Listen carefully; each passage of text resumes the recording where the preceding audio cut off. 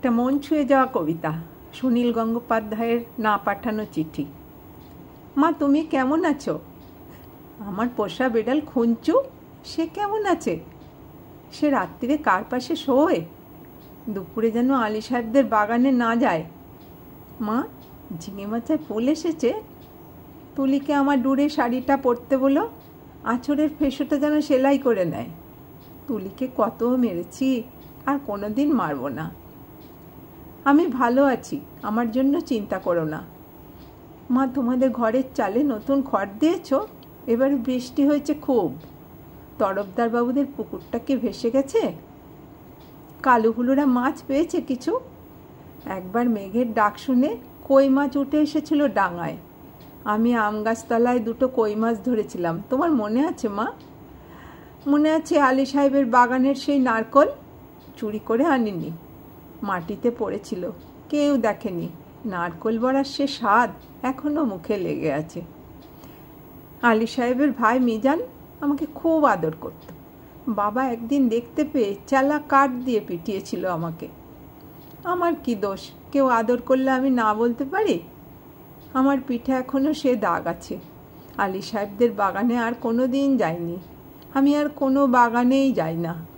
সেই দাগটায় হাত বুলিয়ে বাবার কথা মনে পড়ে। বাবার জন্য আমার খুব কষ্ট হয়। আমি ভালো আছি, খুব ভালো আছি। বাবা যেন আমার জন্য একটুও না ভাবে। তুলি কি এখনো ভূতের ভয় পায় মা? তুলি আর আমি পুকুর ঘাটে কলা বউ দেখেছিলাম, সেই থেকে তুলির পিঠের ব্যারাম শুরু হলো। দাদা সেই কলা গাছটা কেটে ফেললো। আমি কিন্তু ভয় পাইনি, তুলিকে কত খেপিয়েছি। আমার আবার মাঝরাত্রে সেই কলা বউ দেখতে ইচ্ছা করে। হ্যাঁ, ভালো কথা, দাদা কোনো কাজ পেয়েছে? নকুলবাবু যে বলেছিল বহরমপুরে নিয়ে যাবে, দাদাকে বলো আমি ওর ওপর রাগ করিনি। রাগ পুষ রাখলে মানুষের বড় কষ্ট। আমার শরীরে আর রাগ নেই, আমি আর এক ফোঁটাও কাঁদি না। মা, আমি রোজ দোকানের খাবার খাই, পটল ভাজাও খাই। হোটেলে কিন্তু কখনো শাক রান্না হয় না। পুকুর পাড় থেকে তুলি আর আমি তুলে আনতাম কলমির শাক। কি ভালো, কি ভালো, বিনা পয়সায়। কোনো দিন আর কলমি শাক আমার ভাগ্যে জুটবে না। জোর হাওয়া দিলে তার গাছের পাতা সরসর করে, ঠিক বৃষ্টির মতো শব্দ হয়। এই ভাদ্র মাসে তাল পাকে, ডিপ ডিপ করে তাল পড়ে। বাড়ির তাল গাছ দুটো আছে তো। কালু তালের বড়া বড় ভালোবাসে, একদিন বানিয়ে দিও। তেলের খুব দাম জানি, তবুও একদিন দিও। আমাকে বিক্রি করে দিয়ে যে ৬,০০০ টাকা পেয়েছিলে, তা দিয়ে একটা গরু কেনা হয়েছে তো। সেই গরুটা ভালো দুধ দেয়। আমার মতো মেয়ের চেয়ে গরু অনেক ভালো। গরুর দুধ বিক্রি করে সংসার সুসার হয়। গরুর বাছুর হয়, তাতেও কত আনন্দ হয়। বাড়িতে কন্যা সন্তান থাকলে কত জ্বালা। দুবেলা ভাত দাও রে, শাড়ি দাও রে, বিয়ের জোগাড় করো রে। হাবলু, মিজান, শ্রীধরদের থাবা থেকে মেয়েকে বাঁচাও রে। আমি কি বুঝি না? সব বুঝি। কেন আমায় বিক্রি করে দিলে তাও তো বুঝি। সেজন্যই তো আমার কোনো রাগ নেই, অভিমান নেই। আমি তো ভালোই আছি, খেয়ে পড়ে আছি। তোমার ওই টাকায় বাড়িঘর সারিয়ে নিও ঠিকঠাক। কালু হুলুকে স্কুলে পাঠিও। তুলিকে ব্রজেন ডাক্তারের ওষুধ খাইও। তুমি একটা শাড়ি কিনো, বাবার জন্য একটা ধুতি। দাদার একটা ঘড়ির শখ, তাও কি ও টাকায় কুলোবে? আমি কিছু টাকা জমিয়েছি, সোনার দুল গড়িয়েছি।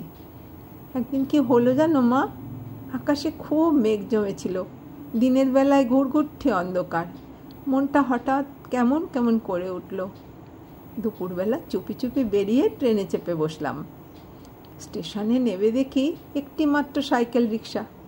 খুব ইচ্ছা হলে একবার বাড়িটা দেখে আসি। রথতলার মোড়ে আসতেই কারা যেন চেঁচিয়ে উঠল, কে যায়, কে যায়? দেখি যে হাবুল শ্রীধরদের সঙ্গে তাস খেলছে দাদা।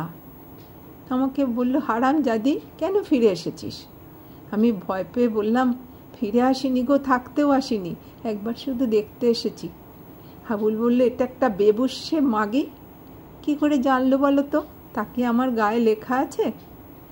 আর একটা ছেলে, চিনি না, বলল, ছি ছি ছি, গায়ের বদনাম। হাবুল রিক্সাওয়ালাকে চোর রাঙিয়ে বলল, ফিরে যা।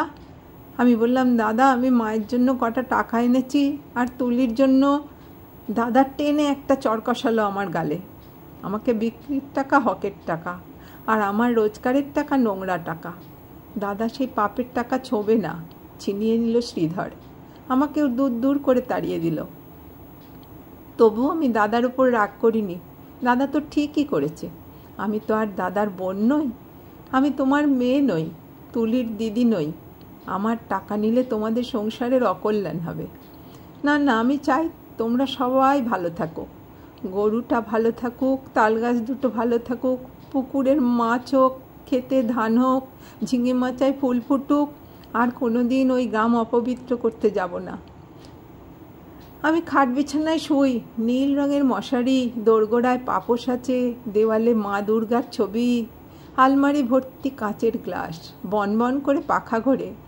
সাবান মেখে রোজ চান করি। এখানকার কুকুরগুলো সারা রাত ঘেউ ঘেউ করে। তাহলে বুঝছো কেমন আরামে আছি আমি।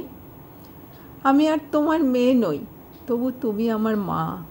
তোমার আরও ছেলে মেয়ে আছে, আমি আর মা পাবো কোথায়? সেই জন্য তোমাকে চিঠি লিখছি মা। তোমার কাছে একটা খুব অনুরোধ আছে, তুলিকে একটু যত্ন করো। ও বেচারি বড় দুর্বল। যতই অভাব হোক তবু তুলিকে তোমার পায়ে পড়ি মা। তুমি বাবাকে একটু বুঝিয়ে বলো, তুলিকেও যেন আমার মতো আরামের জীবনে না পাঠায়।